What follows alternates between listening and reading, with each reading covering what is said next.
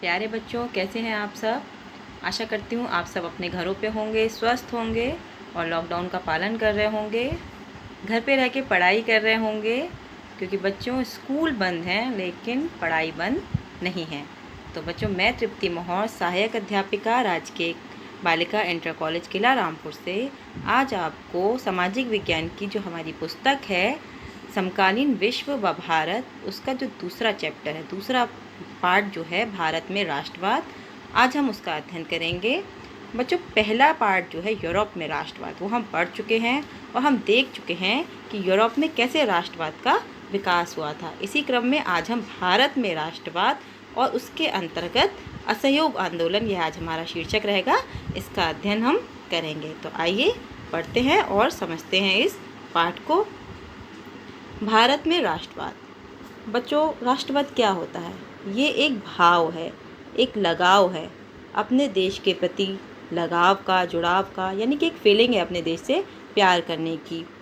आधुनिक राष्ट्रवाद के साथ ही यूरोप में भी राष्ट्र राज्यों का उदय हुआ था, जिसके अंतर्गत हमने इटली और जर्मनी का एकीकरण पढ़ा। दूसरे उपनिवेशों की तरह ही, मतलब दूसरे जो गुलाम देश थे उनकी तरह ही भारत में भी जो आधुनिक राष्ट्रवाद की जो जड़ें थी वो उपनिवेश विरोधी आंदोलन से जुड़ी हुई थी, यानी कि ब्रिटिश सरकार के खिलाफ थी। इस समय भारत पे इंग्लैंड का शासन था। किसका शासन था? इंग्लैंड का। औपनिवेशिक शासकों के खिलाफ संघर्ष के दौरान लोग एक दूसरे के पास आए, समीप आए और आपसी एकता को पहचानने लगे। लेकिन बच्चों, एक बात जो ध्यान रखने की है कि हर वर्ग और समूह पर उपनिवेशवाद का एक जैसा असर नहीं था, यानी कि प्रत्येक वर्ग, समाज के प्रत्येक वर्ग ने के ऊपर एक जैसा प्रभाव नहीं था, अलग अलग था। इस अध्याय में हम 1920 के दशक के आगे का अध्ययन करेंगे, या कह सकते हैं गांधी जी ने जब से राष्ट्रवाद में प्रवेश किया था भारतीय राजनीति में, उससे आगे का अध्ययन हम करेंगे। और उनके द्वारा चलाए गए दो प्रमुख आंदोलन जो हैं, असहयोग आंदोलन व सविनय अवज्ञा आंदोलन, उनका अध्ययन आज हम इस पाठ में करेंगे। बच्चों, देखिए कैसे इंग्लैंड ने, ये इंग्लैंड है यहाँ पे और ये हमारा देश है भारत, अपने देश में हुई औद्योगिक क्रांति जो कि मुख्य रूप से सूती वस्त्र उद्योग के लिए हुई थी, तो भारत को अपना गुलाम बनाया। ये हुई है कपास के लिए, श्रमिकों के लिए, पूरी तरीके से भारत की अर्थव्यवस्था पे, राजनीतिक क्षेत्र पर भी कब्जा कर लिया और शोषण करना शुरू कर दिया। इसी शोषण के कारण पूरा देश जो था एक एकता के सूत्र में बंध गया। इस शोषण के खिलाफ, अन्याय के खिलाफ लोगों ने आवाज़ उठानी शुरू कर दी। उस समय की परिस्थितियों को देखेंगे तो प्रथम विश्व युद्ध का समय था। प्रथम विश्व युद्ध 1914 में हुआ था। इस समय भारत पर अंग्रेजों का शासन था, हमने पहले ही पढ़ा। अंग्रेजों ने प्रथम विश्व युद्ध में भाग लिया था, जिसकी वजह से भारत को भी प्रथम विश्व युद्ध में भाग लेना पड़ा था। युद्ध होता है, उसमें खर्चा होता है, भारी व्यय हुआ था और इसकी भरपाई के लिए सरकार ने कर्ज लेना शुरू किया था और उस कर्ज को निपटाने के लिए करों में वृद्धि की गई थी। मतलब आम जनता पे, भारत की जनता पे टैक्स लगाया गया था, सीमा शुल्क को बढ़ाया गया था और आयकर को भी प्रारंभ कर दिया गया था, जिससे भारतीयों को बहुत ज़्यादा समस्याओं का सामना करना पड़ा। एक तो पहले ही अंग्रेज सरकार उनका शोषण कर रहे थे और प्रथम विश्व युद्ध की वजह से और भी ज़्यादा शोषण शुरू हो गया था। 1913 और 1918 के बीच में जो वस्तुओं की कीमतें थीं वो दुगनी हो गई थीं।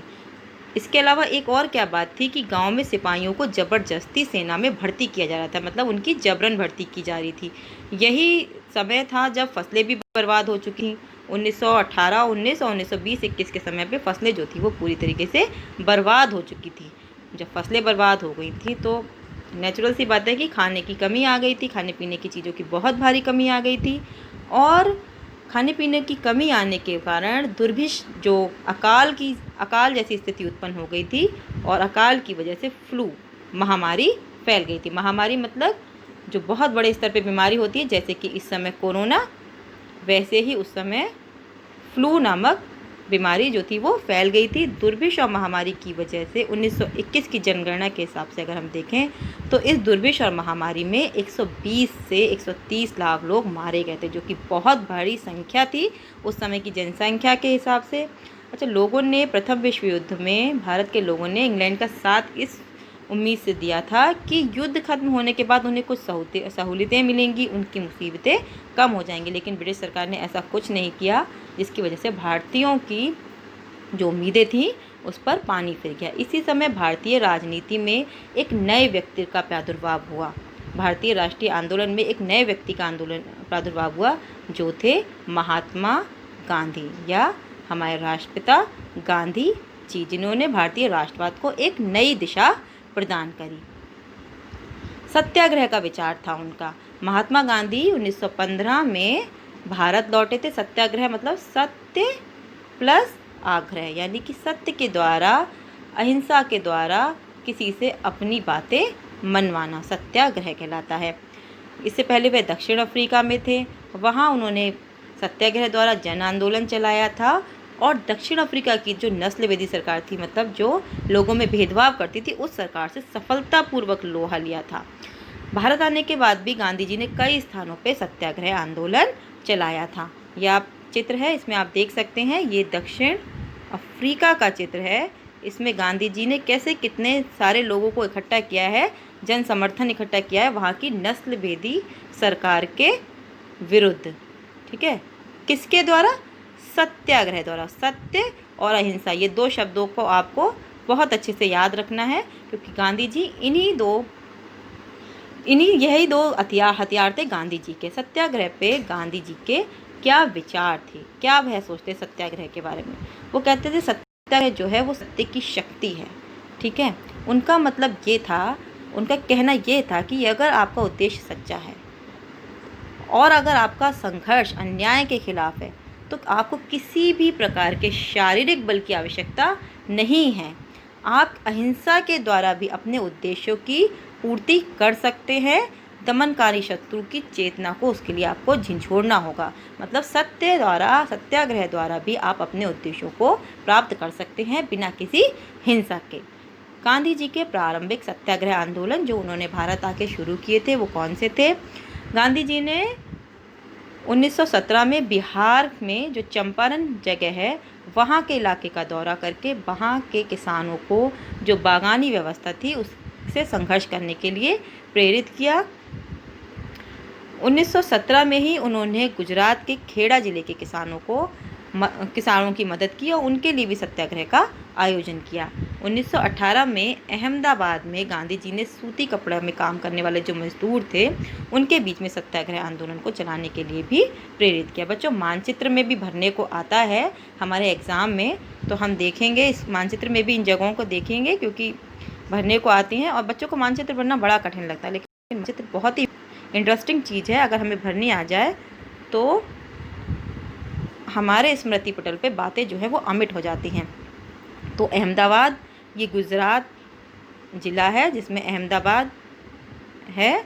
तो गुजरात के अहमदाबाद में ये जो बिंदु है आप देख रहे होंगे, यहाँ पे जो सूती मिल में काम करने वाले श्रमिक थे 1918 में, उन्हें गांधी जी ने प्रेरित किया था। और खेड़ा ये भी गुजरात में है। यहाँ के भी किसानों को गांधी जी ने प्रेरित किया था सत्याग्रह के लिए। और बारदोली ये भी गुजरात में। तो तीनों का आंसर हो रहा गुजरात है। ठीक है, इसके अलावा कहाँ किया था उन्होंने? चंपारण कहाँ पे है? बिहार में है। ये बिहार राज्य है और यहाँ पे चंपारण है। यहाँ पे भी गांधी जी ने सत्याग्रह के लिए लोगों को प्रेरित किया था। ये गांधी जी के प्रारंभिक आंदोलन थे। गांधी जी द्वारा चलाए गए आंदोलन, गांधी जी ने मुख्य रूप से 3 आंदोलन चलाए थे। पहला था असहयोग आंदोलन, दूसरा था सविनय अवज्ञा आंदोलन और तीसरा था भारत छोड़ो आंदोलन। जब हम इनके बारे में पढ़ेंगे तो हमें बिल्कुल रटने की ज़रूरत नहीं पड़ेगी कि कौन सा आंदोलन पहले चला था, कौन से दूसरे नंबर पे चला था या कौन सा तीसरे नंबर पे चला था, क्योंकि इनके नामों से ही हमें पता चल जाएगा इनके क्रम का। तो आज हम इस चैप्टर में ना केवल गांधी जी द्वारा चलाए गए राष्ट्रवादी आंदोलन के बारे में पढ़ेंगे कि गांधी जी के राष्ट्रवाद का क्या प्रभाव था, बल्कि हम ये भी देखेंगे कि जो जनमानस है, प्रत्येक वर्ग जो है, चाहे वो किसान हो, चाहे जमींदार हो, चाहे औद्योगिक श्रमिक हो या फिर स्त्रियां हों, उन पर भी, जन सामान्य वर्ग पर भी राष्ट्रवाद का क्या प्रभाव रहा था। बच्चों, पूरे देश में सत्याग्रह आंदोलन चल रहा था। जगह जगह किसान सत्याग्रह आंदोलन चला रहे थे। इसी वजह से इस आंदोलन को दबाने के लिए रॉलेट एक्ट, एक कानून बनाया था सरकार ने, जिसके द्वारा जो राजनीतिक कैदी थे, राजनीतिक गतिविधियों में जो लोग थे, उनको बिना किसी मुकदमा चलाए 2 साल तक जेल में बंद रखने का अधिकार मिल गया था। तो ये एक तरीके का काला कानून था, इसे काला कानून की भी संज्ञा दी जाती है इसी वजह से, क्योंकि सारे अधिकार जो थे इसने भारतीयों से छीन लिए थे। बिना किसी मुकदमे के 2 साल तक लोगों को जेल में बंद रखने का अधिकार था, जो सरकार को मिल गया था। गांधी जी ऐसे कानूनों के खिलाफ अहिंसा के पर चल के उनकी अवज्ञा करना चाहते थे। इसके लिए उन्होंने रॉलेट सत्याग्रह आंदोलन शुरू किया 6 अप्रैल 1919 को। रॉलेट सत्याग्रह के विरोध में लोगों ने क्या किया, अपनी दुकानें बंद कर दी, रैली व जुलूसों का आयोजन किया, सभी लोग हड़ताल पे चले गए। ठीक है। अमृतसर में बहुत सारे जो स्थानीय नेता थे, सरकार ने दमन किया इस आंदोलन का, उनको हिरासत में ले लिया। गांधी जी के साथ क्या किया गया कि गांधी जी को दिल्ली में प्रवेश उनका वर्जित कर दिया गया। 10 अप्रैल को, ये एक बहुत निंदनीय बात है कि 10 अप्रैल को एक शांतिपूर्ण जुलूस निकल रहा था और पुलिस ने उस पर गोलियां चला दी। जब शांतिपूर्वक लोग जुलूस निकाल रहे थे तो पुलिस को उस पर गोलियां चलाना अशोभनीय घटना थी। और उससे भी ज़्यादा अशोभनीय घटना थी जलियांवाला बाग हत्याकांड। 13 अप्रैल 1919 की घटना है ये। बच्चों, सत्याग्रह आंदोलन की वजह से पूरे शहर में, अमृतसर शहर में मार्शल लॉ लगा दी गई थी और शहर की कमान जो थी जनरल डायर को सौंप दी गई थी। ठीक।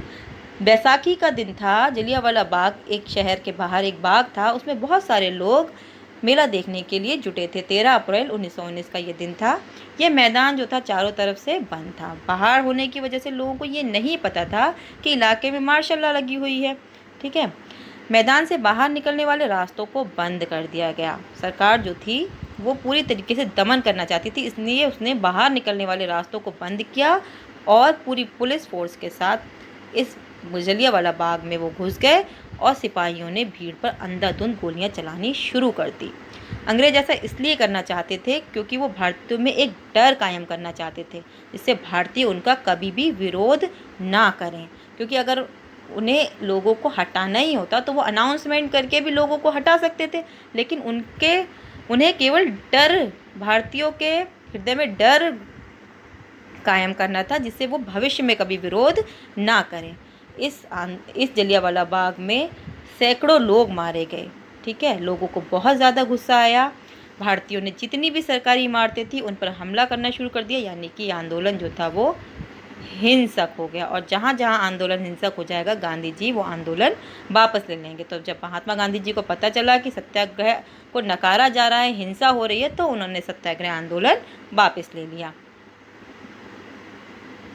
ये आप चित्रों में देख सकते हैं, ये जनरल डायर है जिसे नियुक्त किया गया था अमृतसर में माहौल को संभालने के लिए या फिर भारतीयों के हृदय में डर पैदा करने के लिए। ये देखो किस तरीके से पुलिस जलियांवाला बाग जो जगह थी वहाँ पे घुसी बहुत सारे सैनिकों के साथ। लोग शांतिपूर्वक अपनी वार्ता कर रहे थे, आप इस फोटो में देख सकते हैं। लोगों पे अंधाधुंध गोलियां चलाई गईं, जिसमें सैकड़ों की संख्या में लोग मारे गए। अगला जो मुद्दा है वो था खिलाफत का मुद्दा था। वो जो सत्याग्रह आंदोलन जो गांधी जी ने चलाया था वो मुख्य रूप से शहरों और कस्बों तक ही सीमित रह गया था। महात्मा गांधी चाहते थे कि पूरे जनाधार वाला एक बहुत बड़ा आंदोलन देश में खड़ा करना चाहते थे। इसके लिए उन्होंने क्या सोचा, उन्होंने सोचा कि अगर वो हिंदुओं को और मुस्लिमों को, दो जो प्रमुख धर्म थे भारत के, इन दोनों लोगों को अगर पास में लेके आएंगे तो भारत में एक जनाधार इकट्ठा किया जा सकता है। तो उसके लिए कोई मुद्दा होना चाहिए दोनों को पास लाने के लिए। तो इस समय क्या था, खिलाफत का मुद्दा उठाकर वो दोनों समुदायों को नज़दीक ला सकते थे। खिलाफत क्या था वो हम अभी समझेंगे। बच्चों, पहला जो विश्व युद्ध था 1918 में वो समाप्त हो गया था। 1914 में शुरू हुआ था, 1918 में समाप्त हो गया था। उसमें जो ऑटोमन तुर्की जो देश था उसकी हार हो चुकी थी और ऐसी अफवाह फैली हुई थी कि जो इस्लामिक विश्व गुरु हैं, वहाँ इस्लाम के जो आध्यात्मिक नेता हैं खलीफा से ही खिलाफत शब्द बना है। ठीक है। खलीफा जो हैं उन पे बहुत सख्त संधि थोपी जाएगी, क्योंकि जर्मनी पे भी बहुत सख्त संधि थोपी गई थी, ये हमने पढ़ा था पिछली कक्षा में। तो 1919 में मार्च में मुंबई में एक खिलाफत समिति का गठन किया गया। जो खलीफा थे उनके अधिकारों को बचाने के लिए या उन पे होने वाले अत्याचारों को रोकने के लिए। तो ये मुद्दा था।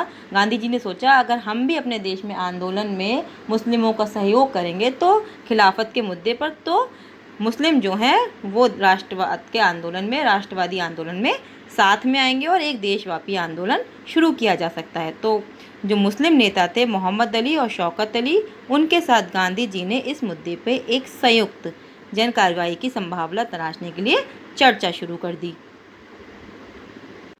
1920 के कलकत्ता में जो कांग्रेस का अधिवेशन हुआ, वहाँ पे गांधी जी ने जो दूसरे नेता थे और नेता जो थे उनको भी इस बात के लिए मना लिया कि खिलाफत आंदोलन के साथ ही असहयोग आंदोलन शुरू किया जाएगा। मतलब एक कंबाइंड आंदोलन शुरू किया जाएगा जिसका मुद्दा खिलाफत भी होगा और असहयोग आंदोलन भी होगा। अब बात आती है असहयोग आंदोलन कि असहयोग ही क्यों, इस शब्द का ही प्रयोग गांधी जी ने क्यों किया था।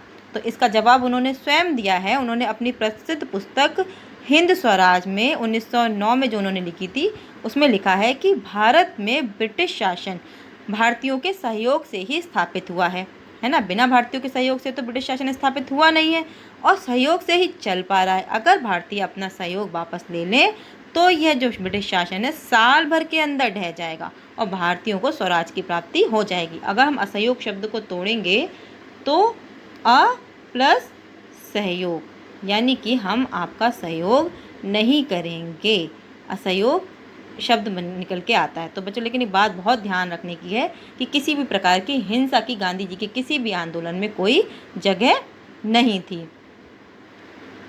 लेकिन कांग्रेस के बहुत सारे लोग जो थे वो इन प्रस्तावों पे सशंकित थे। मतलब गांधी जी के सत्य और अहिंसा के मार्ग पे चल के ये जो राष्ट्रवाद का मुद्दा था ये पूरा हो जाएगा ऐसा उन्हें लग नहीं रहा था। वो ये चाहते थे कि 1920 में जो चुनाव होने वाले, विधायी परिषद के चुनाव होने वाले, उनमें पार्टिसिपेट किया जाए। तो वो जो चुनावों का बहिष्कार करने से हिचकिचा रहे थे। दिसंबर 1920 में कांग्रेस के नागपुर अधिवेशन में एक समझौता हुआ जिसमें ये निर्णय हो गया कि असहयोग खिलाफत कार्यक्रम पर स्वीकृति लग गई कि असहयोग और खिलाफत आंदोलन भारत में एक साथ चलाया जाएगा। आंदोलन के भीतर अलग अलग धाराएं का मतलब क्या है बच्चों? आंदोलन जो था असहयोग खिलाफत आंदोलन शुरू हुआ जनवरी 1921 में। अब हम ये जानेंगे कि इस आंदोलन में किन किन लोगों ने हिस्सा लिया, ठीक है, और ये आंदोलन कैसे आगे बढ़ा और प्रत्येक जो सामाजिक समूह था उसने इस आंदोलन में स्वराज का जो विचार था उसको किस तरीके से लिया, क्योंकि प्रत्येक जो समूह था उसकी अपनी अपनी आकांक्षाएं थी। सभी वर्गों ने स्वराज का जो आह्वान था, गांधी जी की स्वराज की जो बात थी उसे स्वीकार तो कर लिया था, लेकिन उसके अर्थ अलग अलग निकाले थे अपनी सुविधा के अनुसार या अपनी महत्वाकांक्षाओं के अनुसार, अपनी ज़रूरतों के हिसाब उनके हिसाब से स्वराज शब्द के अर्थ अलग अलग निकाले थे। हम सबसे पहले शुरू करते हैं शहरों में आंदोलन, यानी कि शहरों में इस आंदोलन का क्या स्वरूप था। शहरों में ये जो आंदोलन था ये मध्यम वर्ग की हिस्सेदारी के साथ शुरू हुआ। हजारों विद्यार्थियों ने स्कूल कॉलेजों को छोड़ दिया, जो सरकारी स्कूल थे उन्हें छोड़ दिया, शिक्षकों ने भी और प्रधानाध्यापकों ने भी छोड़ दिया। वकीलों ने मुकदमे लड़ने बंद कर दिए, विदेशी सामानों को खरीदना और उनका प्रयोग करना भी बंद कर दिया गया। विदेशी कपड़ों की क्या करी गई, होली जलाई गई और स्वदेशी चीज़ों को अपनाया गया। मतलब हथकरघा अपने द्वारा स्वयं कपड़ा बनाया गया ताकि भारतीय हथकरघा उद्योग को बढ़ावा मिले। शराब की दुकानों की पिकेटिंग की गई। अब पिकेटिंग क्या होती है?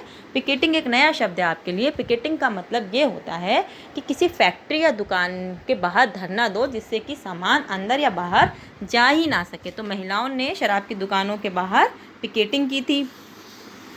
इन सब कारणों से आंदोलन जो था वो बहुत ज़्यादा सफल नज़र आ रहा था। एक और भी मुद्दा था, वो था कि जो चुनाव होने वाले थे उन चुनावों का भी बहिष्कार किया गया था। जो प्रांतीय चुनाव थे उनका भी बहिष्कार किया गया था। केवल मद्रास को छोड़ के बाकी सारी जगह इन प्रांतीय चुनावों का बहिष्कार किया गया था।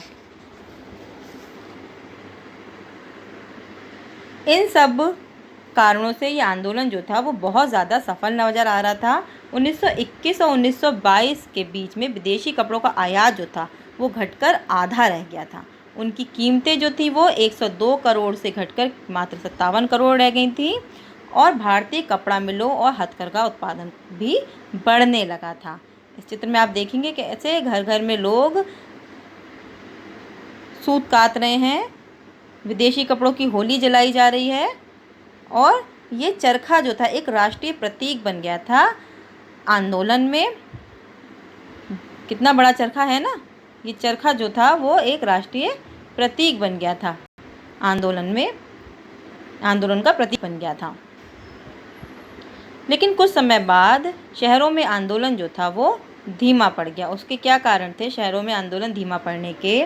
कि जो खादी का कपड़ा होता था वो घरों में बनता था और इसकी वजह से उसकी लागत महंगी आती थी और गरीब उसे लंबे समय तक खरीद नहीं सकते थे, उनके पास इतना पैसा नहीं था। और जो मिलों का कपड़ा था वो भारी पैमाने पर बनने के कारण थोड़ा सस्ता होता था।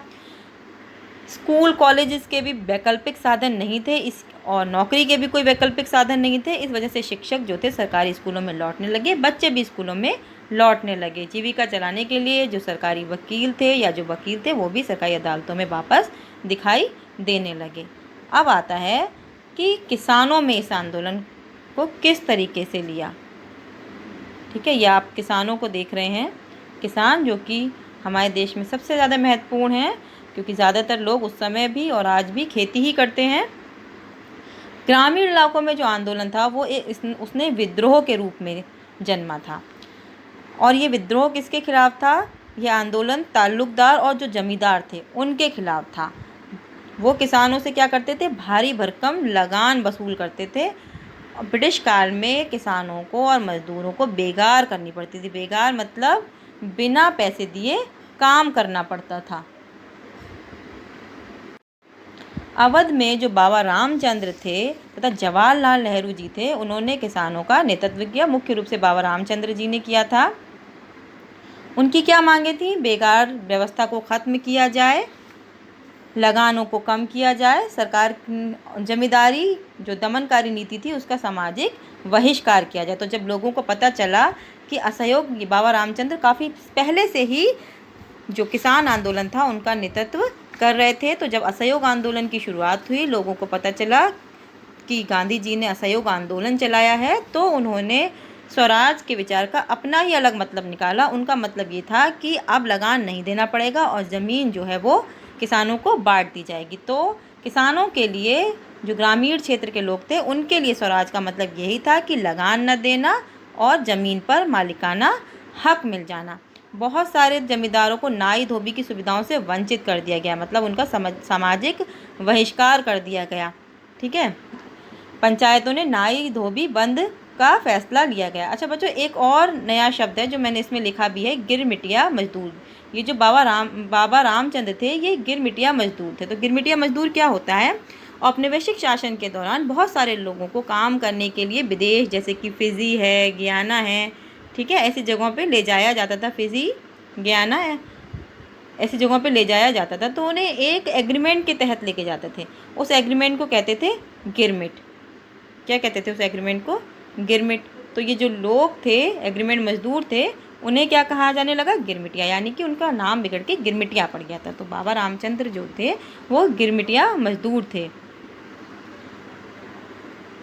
1921 में जब आंदोलन फैला तो जो ताल्लुकदार और व्यापारी थे उनके मकानों पर हमला होने लगा, बाज़ारों में लूटपाट होने लगी, अनाज के गोदामों पर कब्जा कर लिया गया। तो कांग्रेस या गांधी जी बिल्कुल भी हिंसा या इस तरीके की घटनाओं को बर्दाश्त नहीं कर सकते थे। इसका मतलब ये था कि ग्रामीण इलाकों में इस आंदोलन का अपना ही अलग प्रभाव था। उसमें वहाँ पे इस आंदोलन का बस इतना ही मतलब था ग्रामीण क्षेत्रों में कि उन्हें लगान न देना पड़े किसानों को और ज़मीन जो है वो गरीब किसानों में बांट दी जाए। आदिवासी किसान, आप देख रहे हैं ना, ये आदिवासी लोग हैं जो कि कहाँ रहते हैं? जंगलों में रहते हैं। अभी भी रहते हैं बहुत सारे लोग, आदिवासी लोग जंगलों में रहते हैं। ठीक है, उनके मुख्य रूप से जंगल ही उनके रहने और जीविकोपार्जन के साधन होते हैं। तो आदिवासी किसान और आंदोलन, आदिवासी किसानों ने महात्मा गांधी के संदेश का उन्होंने भी अपना अलग मतलब निकाला और सरकार और आदिवासी किसानों के बीच में एक गुरिल्ला युद्ध आंदोलन फैल गया। मतलब छिपकर वो वार करते थे एक दूसरे पे। आदिवासी किसानों को जो अंग्रेज़ सरकार थी उसने वन में, यानी कि जो जंगल थे और वन थे, उनमें दाखिल होने पर पाबंद लगा दिया गया था, जबकि सालों से उनका इन जंगलों पे अधिकार रहा था। ना तो वो अपने मवेशी चरा सकते थे, यानी मवेशी मतलब कि जानवर चरा सकते थे, और ना ही जलाने के लिए लकड़ी बीन सकते थे। इसकी वजह से जो आदिवासी किसान थे उनमें बहुत ज़्यादा गुस्सा था। उन्हें ऐसा लगता था कि ना केवल उनकी रोज़ी रोटी छीनी गई है, बल्कि उनके जो परंपरागत अधिकार हैं वो भी उनसे छीने जा रहे हैं। तो आदिवासी किसानों के लिए स्वराज का मतलब इतना ही था कि ये जो जंगल हैं उन पे उनका पुनः अधिकार उन्हें मिल जाए, ये जो पाबंदी है वो हट जाए। बागानों में, ये असम के बागान है, वहाँ पे आंदोलन का क्या स्वरूप रहा था वो हम देखेंगे। बागानों में स्वराज 1859 के इंग्लैंड के जो इमिग्रेशन एक्ट था, मतलब एक एक्ट था, इसके तहत जो बागानों में काम करने वाले मजदूर थे वो बिना इजाज़त के, जो सरकार थी, अंग्रेज़ सरकार थी, उसके बिना इजाज़त के उन्हें बाहर जाने की छूट नहीं होती थी। मतलब वो अपने परिवार वालों से मिलने नहीं जा सकते थे, और ये छूट उन्हें जल्दी आसानी से मिलती नहीं थी। तो इन मज़दूरों के लिए स्वराज का मतलब बस यही था कि उन्हें जो ये कानून था, इंग्लैंड इमिग्रेशन एक्ट कानून जो था, उससे मुक्ति मिल जाए। इस कानून का ख़त्म होना ही उनके लिए स्वराज था। जब उन्होंने असहयोग आंदोलन के बारे में सुना तो उन्होंने अपने अधिकारियों की अवहेलना करनी शुरू कर दी। उन्होंने बागान छोड़ दिए और अपने घर को चले गए।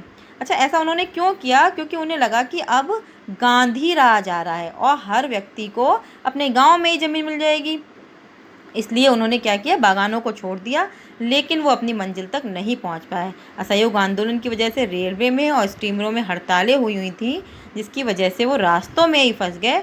पुलिस ने उन्हें पकड़ लिया और बहुत बुरी तरीके से उनकी पिटाई हुई। तो बागानी जो मज़दूर थे और किसान थे, उनके लिए बस इंग्लैंड इमिग्रेशन एक्ट से मुक्ति ही स्वराज था।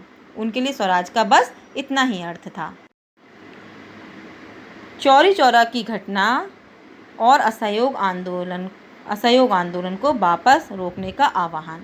बच्चों, गोरखपुर में, उत्तर प्रदेश के गोरखपुर में स्थित चौरी चौरा नामक एक जगह है जहां पर एक शांतिपूर्वक जुलूस निकाला जा रहा था और पुलिस के साथ उसकी झड़प हो गई। पुलिस ने हिंसा शुरू कर दी। बदले में उस भीड़ ने भी, जो जुलूस था उसने भी पुलिस चौकी में आग लगा दी, यानी कि ये जो प्रदर्शन था वो हिंसक हो गया। सत्याग्रह आंदोलन हमने पढ़ा था ना, वो हिंसक हो गया था, तो गांधी जी ने आंदोलन वापस ले लिया था।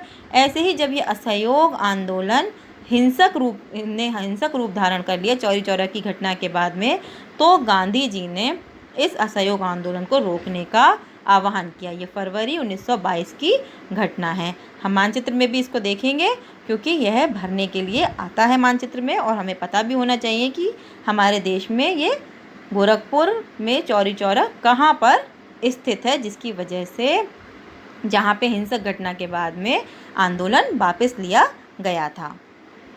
हम सभी प्रमुख बिंदुओं को जो मानचित्र में भरने के लिए आते हैं और जिनका हमें पता होना बहुत ज़रूरी है मानचित्र में, वो हम पढ़ लेंगे।